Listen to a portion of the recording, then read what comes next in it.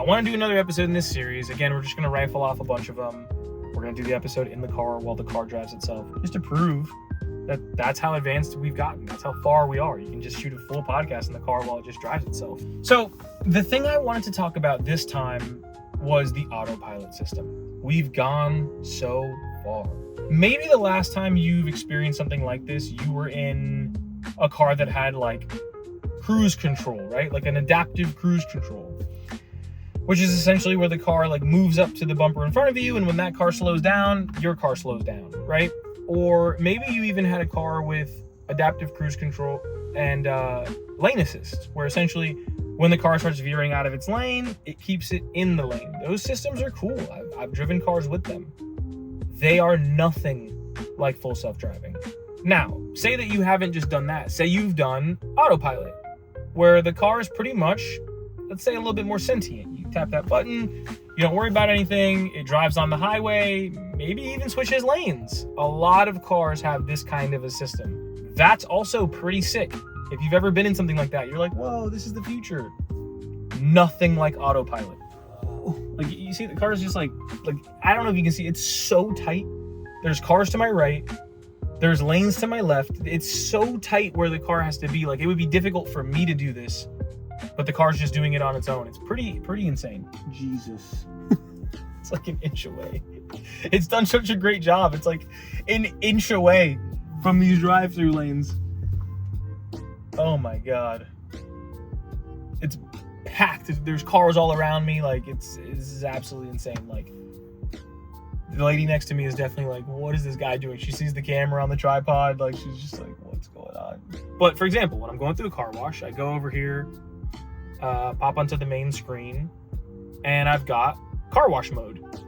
The air conditioning changes, the door locks changes, the automatic wipers turn off, the parking assist, the Sentry mode, folding my mirrors. Yeah, it's great. It does a bunch of stuff. It makes it so that the car essentially goes into neutral when you get into the bay.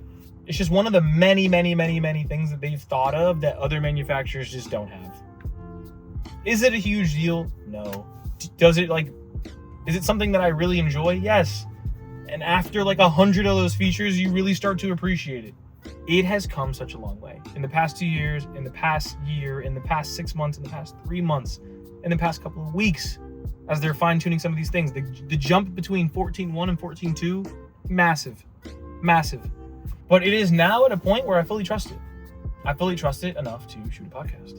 Things that everyone knows, but I figure are worth discussing. It does a great job at all times. It does a great job at night. It does a great job in the rain. It does a great job in bright sunlight. It does a great job in heavy traffic. It does a great job on roads that you can barely see the lanes. Like, it's just always doing an amazing job. Always. And it's the kind of thing where, like, I really recommend, if you haven't done it yet, just go to a local Tesla dealer. Check it out. Like, just go take a test drive and just actually experience it for yourself, because it's one of those things, right? It's like using an iPhone for the first time. Maybe, honestly, to me personally, it was crazier than that. I'm trying to think of like things that maybe using Google for the first time, where you just use this and you're like, you just immediately are hit. You're like, this is obviously the future. This is obviously the future. And I think the Tesla gives you one of those moments. You just go like, wow, this is one of those rare moments where I can see 20 years into the future, everyone is going to be doing this. No one's going to be driving on their own. It's interesting because as we think about the autopilot, there will always be a place for enthusiasts.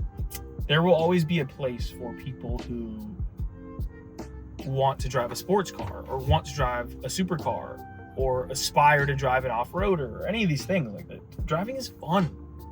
Driving is very fun, and there will always be a place for this.